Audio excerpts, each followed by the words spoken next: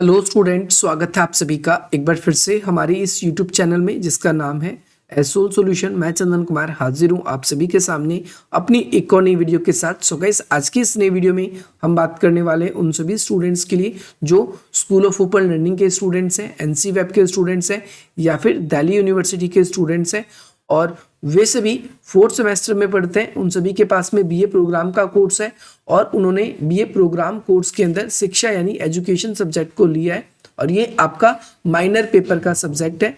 तो ये वीडियो आप सभी के लिए बहुत ही ज़्यादा इंपॉर्टेंट रहने वाली है क्योंकि इस वीडियो में हम बात करने वाले हैं आप सभी के लिए जो न्यू आपका सिलेबस आया है, क्योंकि आप सभी के जो डेट शीट है वो रिलीज हो चुकी है और उन सभी स्टूडेंट्स को बहुत ज़्यादा दिक्कतें हो रही है। डेट शीट के बाद में आपके एग्जाम में आपको बहुत ज़्यादा पढ़ना भी है लेकिन बुक्स अवेलेबल नहीं है। तो इस वीडियो के माध्यम से सबसे पहले हम आप सभी के सामने आपका सिलेबस लेकर आए कि आपको क्या क्या पढ़ना है और क्या क्या आपके एग्जाम से इंपॉर्टेंट है। तो चलिए स्टार्ट करते हैं। बुक की बात करें तो बुक आप सभी की है education in India policy and practice. Hindi में बात करें भारत में शिक्षा नीति एवं व्यवहार। तो भारत के अंदर किस प्रकार की शिक्षा नीति है ये, हालांकि आप देखोगे तो खुश हो जाओगे। ये जो बुक है आप सभी का, आप इसका फ्रंट विजन देख सकते हो और यहाँ पर अगर आप देखोगे तो यूनिट्स जो है आप सभी के लिए केवल 3 ही है, लेकिन सिलेबस इतना सारा है और इतनी मोटी बुक है, इतनी की हिस्ट्री और पॉलिटी की भी आपकी इतनी मोटी बुक्स नहीं है। सबसे पहली बात तो यहाँ पर अगर मैं आप लोगों को टोटल पेजेस वगैरह दिखाऊं तो इसमें लगभग इस बुक के अंदर आपके पास में 250 पेजेस हैं। इतने पेज जो अगर मैं हिस्ट्री और पॉलिटी दोनों की बुक को अगर मैं मिला देता हूँ तो जाकर आप सभी की इतनी बनती है, लेकिन यहाँ पर देखोगे 250 पेज इसमें लगभग बन रहे हैं। हालांकि 3 ही यूनिट है यहाँ पर। पहली यूनिट जो है इसके अंदर आप सभी को पढ़ना है कि भाई एजुकेशन पॉलिसी जो है इंडिया में वो कैसी रही है, इसको समझना है। अगर हिंदी में बात करें भारत में जो शिक्षा नीति है वो किस प्रकार की है, एक तो ये पढ़ना है। भारत में शिक्षा जो नीति बनाई गई है सरकार द्वारा उसके लिए क्या प्रावधान किए गए, एक तो ये पढ़ना है आप सभी को। दूसरा, इनका क्रियान्वयन कैसे हो रहा है, यानी सरकार द्वारा जो भी एजुकेशन पॉलिसीज बनाई जा रही है उन एजुकेशन पॉलिसीज को कैसे लागू किया जा रहा है और साथ ही साथ एजुकेशन जो है हमारे कंट्री के अंदर किस लेवल पे या किस तरीके से फैल रही है, इसके बारे में हम सभी को पढ़ना है।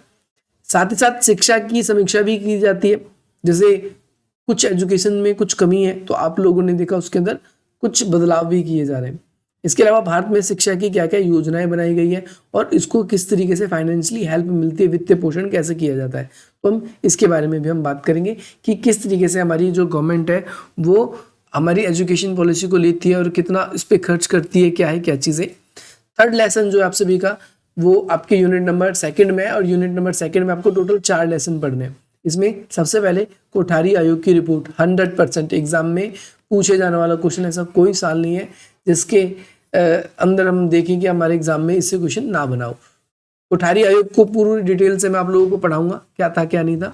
इसके साथ साथ आपको लेसन नंबर जो 4 है इसके अंदर आप सभी को पढ़ना है भारत में स्कूली शिक्षा प्रणाली कैसी है, यानी भारत में जो स्कूलिंग सिस्टम है कैसा है। आपने देखा है 10 क्लास तक हम बोर्ड देते हैं, फिर 10+2 पे बोर्ड देते हैं, फिर हम आगे देखते हैं 3 साल की पहले ग्रेजुएशन होती थी, अब तो आपकी 4 साल की ग्रेजुएशन होती है।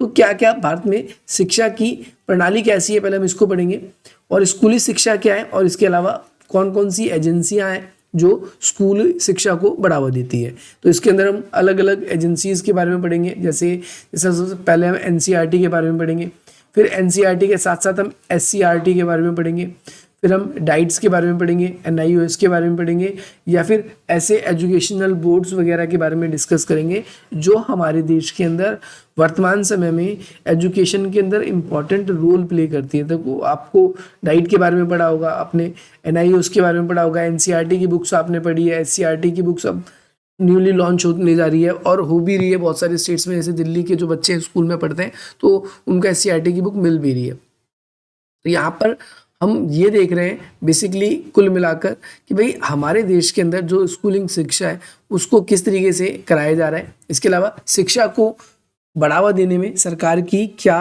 पहल रह रही है या सरकार की क्या भूमिका रह रही है, इसके बारे में भी हम चर्चा करने वाले हैं। तो वही आप देख सकते हो एक एक जो चैप्टर है और या फिर एक यूनिट जो है वो लगभग 150 पेज का। और ये मैं रियली बताऊं, आपके पेपर में अगर टोटल नंबर ऑफ क्वेश्चन 8 बनते हैं तो फर्स्ट वाले चैप्टर से आपके 2 क्वेश्चन बनेंगे, फर्स्ट यूनिट से 2 क्वेश्चन बनेंगे, यहाँ से आपके 3 क्वेश्चन पक्का आपके एग्जाम में आएंगे और यहाँ से आपके 3 क्वेश्चन आएंगे। अगर आपके पेपर में 10 क्वेश्चन आते हैं तो पहले चैप्टर जो है आपका पहला यूनिट जो है इससे 2 क्वेश्चन आएंगे, और इस वाले यूनिट से आप लोगों के 4 क्वेश्चन आएंगे, और यहाँ से भी आपके 4 क्वेश्चन आएंगे। तो ये आप लोगों के लिए इंपॉर्टेंट है, आप सभी को याद रखना है। इसके बाद में थर्ड यूनिट जो है इसमें हमें हायर एजुकेशन जो सिस्टम है इंडिया का उसके बारे में पढ़ना है। जैसे इसमें 7वां पार्ट है हमारा उच्च शिक्षा, इसमें कौन कौन से मुद्दे और कौन कौन सी चुनौतियां हैं इसके बारे में पढ़ना है। विश्वविद्यालय जो है इसके प्रकारों के बारे में, यानी जो आपके कॉलेजेस होंगे इसके प्रकार पढ़ने हैं हमको विश्वविद्यालय के बारे में, महाविद्यालय जिसे हम कह सकते हैं, और इसके साथ साथ इनकी क्या भूमिका है आज के ज़माने में इसके बारे में पढ़ेंगे हम। और लेसन नंबर जो 9 है समकालीन विषय में शिक्षा में विश्व बाजार और व्यापार के बारे में। जैसे हम देख सकते हैं आज के ज़माने में एजुकेशन सिस्टम है जो उसको एक बड़ा एजुकेशनल फील्ड माना जाता है, और इसको बिजनेस के रूप में भी देखा जाता है। तो जो है आजकल शिक्षा जो है किस प्रकार से व्यापार बन चुका है इसके बारे में पढ़ेंगे। इसके अलावा आपका गैट्स के बारे में हम पढ़ेंगे इसके अंदर। तो मान्य कुछ समझौते हैं, जनरल एग्रीमेंट्स होंगे, ट्रेड को लेकर क्या क्या किए गए उसके बारे में भी चर्चा करेंगे। तो ये भी बड़ी यूनिट है, इसके अंदर भी काफ़ी सारे पेजेस हैं। तो ये आपका पूरा का पूरा एक ओवरव्यू है सिलेबस का। लेकिन इसमें सबसे इंपॉर्टेंट बात क्या है मैं आप लोगों को बताऊं, तो यहाँ पर आप लोग बोलोगे कि हमें क्या क्या पढ़ना है। देखो इसको अगर और अच्छे तरीके से आप एलोबरेट करूँ मैं आपको, आपके इंपॉर्टेंट चीज़ें क्या क्या है आप जो अभी से अगर पढ़ने की सोच रहे हो, तो यहाँ पर सबसे पहली बात तो भारत की शिक्षा नीति का क्या अर्थ है। पहली बात तो आप इसको यहाँ से इसको पढ़ेंगे। दूसरा, भारत की राष्ट्रीय शिक्षा नीति जो है 1978 की और 68 की, इसको पढ़ेंगे हम। इसके बाद में भारत में क्या क्या शिक्षा नीति में संशोधन हुआ, जैसे पहले 68 में बना 1968 में, फिर इसके बाद में संशोधन 86 में हुआ, फिर 92 में भी इसमें संशोधन हुआ, और अभी आपको पता है 2020 में संशोधन हुआ है। तो ये आपके लिए ज़्यादा इंपॉर्टेंट है, आपको ये सारी की सारी चीज़ें 1 2 3 4 यहाँ से ये 4 चीज़ें पढ़नी है जहाँ से आपके एग्जाम में क्वेश्चन बनेगा। इसके बाद में भारत में जो एजुकेशन सिस्टम है उसका वित्तीय पोषण कैसे होता है, यानी उसको फाइनेंशियली हेल्प कैसे मिलती है, इसके बारे में हम यहाँ पर बात करेंगे। इसके साथ साथ भारत में शिक्षा की सार्वजनिकता और वित्तीय पोषण इसके बारे में बात करेंगे कि भाई सिंगावलोकन किस समय कौन कौन सी शिक्षा की व्यवस्था रही, किस सरकार के द्वारा कौन कौन से चेंजेस लाए गए, हम इसको इसके अंदर देखेंगे। जो शिक्षा की हमारे देश में नीतियां बन रही है और पैसा का उस पर क्या प्रभाव पड़ता है। जैसे कई बार हम देख रहे हैं, जैसे अभी जो हाल फिलहाल में जो एजुकेशन सिस्टम है हमारा, उस पर एक तो टैक्स एजुकेशन पे लग चुका है, और साथ ही साथ में बजट भी सरकार के द्वारा कम कर दिया गया है। तो इसको लेकर भी एक मुद्दे आएंगे ऐसे, इनके बारे में चर्चा करेंगे हम। भारत में स्कूली शिक्षा और उच्च शिक्षा जो है वो उसमें एक तो गवर्नमेंट स्कूल्स होंगे और जो आपके प्राइवेट है, इनके बारे में हम डिस्कस करेंगे। इनमें कंपैरिजन करना है हमको, क्या चीज़ें हैं इसके अंदर क्या चीज़ें नहीं है। नेक्स्ट है आपका कोठारी आयोग की रिपोर्ट, इसको पढ़ना है 1964 की हमको। कोठारी आयोग क्या था, इसकी प्रमुख भूमिका, इंपॉर्टेंट क्वेश्चन है यहाँ से, तो क्वेश्चन पक्का बनता है। यहाँ पर कोठारी आयोग की क्या क्या सिफारिशें थी ये भी पढ़ना है। इसके अलावा इन्होंने समान विद्यालयों के लिए क्या क्या दृष्टिकोण दिया, कौन कौन सी चुनौतियां हैं इसकी, आलोचनाएं क्या क्या है इसकी, हम इसको पढ़ेंगे। ये सबसे इंपॉर्टेंट है, और किस तरीके से इसको लागू किया जा रहा है, कोठारी आयोग की वर्तमान समय में कोई रेलेवेंस है या नहीं, हम इसको भी पढ़ेंगे। इसके अलावा भारत में जो स्कूल प्रणाली किस प्रकार की है, आप सभी को पता है भारत में कई तरीके के बोर्ड है। जैसे आपको सीबीएसई बोर्ड के बारे में पता है, सीबीएसई बोर्ड के बारे में पढ़ेंगे हम इसके अंदर। और इसके अलावा आपका ICSE, ये ICSE ये बोर्ड है, इसके बारे में पढ़ेंगे। इसके अलावा आप सभी को पता है आपका SSBHHI, इस बोर्ड के बारे में भी हम पढ़ेंगे। इसके अलावा आपका IB, इसके बारे में पढ़ेंगे हम। और इसके अलावा आपका NIOS, ये भारत में केंद्र सरकार द्वारा संचालित जो कुछ बोर्ड्स हैं जिनके बारे में हमको डिटेल से पढ़ना आएगा, इसके बारे में हम बात करेंगे। इसके अलावा भारत में स्कूल के शिक्षा के प्रकार कैसे, जैसे सेंट्रल गवर्नमेंट के अंदर केंद्रीय विद्यालय आते हैं, राज्य स्टेट स्कूल्स आते हैं, पब्लिक स्कूल आते हैं, और पब्लिक स्कूल के सामने कौन कौन सी चुनौतियां हैं। 3 तरीके के स्कूल्स हैं, अब स्टेट गवर्नमेंट के स्कूल हैं, प्राइवेट स्कूल्स हैं जो, और साथ ही साथ में आपके सेंट्रल स्कूल जो है केंद्रीय विद्यालय वगैरह जो आपके प्रतिभा वगैरह विद्यालय है कि, और इसके अलावा आप सभी के नवोदय विद्यालय वगैरह, इन सब चीज़ों के बारे में हम बात करेंगे।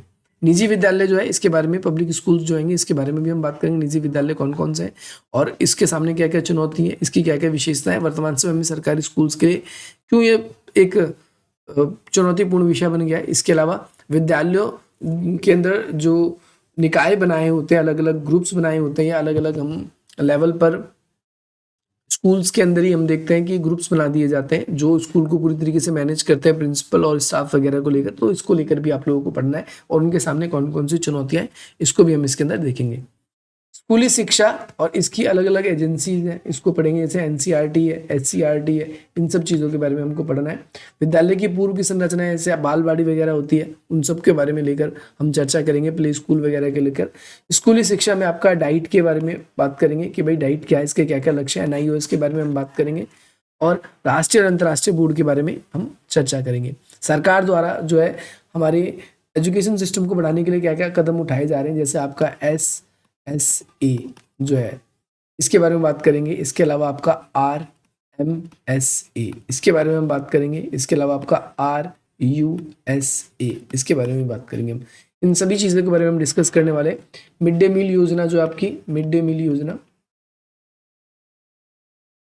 इसके बारे में भी हमको बात करने, तो इसके बारे में भी हम डिटेल से चर्चा करेंगे जब आप पढ़ेंगे तो। और थर्ड यूनिट जो है इसके अंदर आप सभी को उच्च स्तरीय जो शिक्षा है वो क्या है, क्या उसका स्तर बनाया गया है, संरचना क्या है, उसके सामने कौन कौन सी चुनौतियाँ है और साथ ही साथ में उन चुनौतियों पे हम कैसे काबू पा सकते हैं, हम इसको भी देखेंगे इसके अंदर। विश्वविद्यालय कितने प्रकार के होते हैं, विश्वविद्यालय किसे कहते हैं, इसके प्रकार क्या है, केंद्रीय सरकार द्वारा विश्वविद्यालय कौन से, राज्य सरकार द्वारा, निजी जो मुक्त विद्यालय है जैसे आपका SOL है, मुक्त विद्यालय, IGNOU है, चर्चा करनी पड़ेगी। और इसके सामने कौन कौन सी चुनौती है, इन सभी के बारे में हम बात करेंगे। लास्ट आप सभी का गेट्स के बारे में, जिसमें हम सेवाओं के व्यापार से संबंधित जो समझौते हैं इनके बारे में बात करेंगे और हमारे वैश्वीकरण के आने से एजुकेशन पे क्या प्रभाव पड़ा है हम इसको भी देखेंगे। तो ये सारे के सारे आपको चैप्टर्स हैं जिसमें आपको क्या क्या पढ़ना है मैंने आप लोगों को बताया। अगर आपको ये वीडियो पसंद आई है तो आप इस वीडियो को लाइक करें, अधिक से अधिक मित्रों तक शेयर करें, हमारे चैनल को सब्सक्राइब करें और अगर आपने अभी तक टेलीग्राम को पे ज्वाइन नहीं किया है तो आप ज्वाइन कीजिए। 1040 लोग से अधिक इसमें जुड़ चुके हैं और इंस्टाग्राम पे भी आप हमें फॉलो करना चाहें तो आप इंस्टाग्राम पे भी हमसे जुड़ सकते हैं। बाकी मिलते हैं आप सभी से अपनी अगली वीडियो में। जय हिंद, जय